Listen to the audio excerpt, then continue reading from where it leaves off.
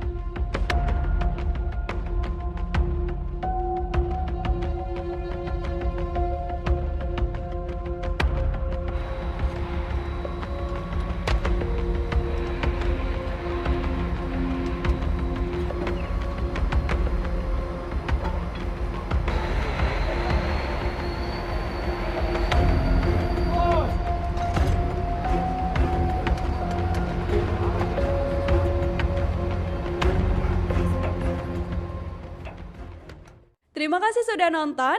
Jangan lupa like, subscribe, dan share ya.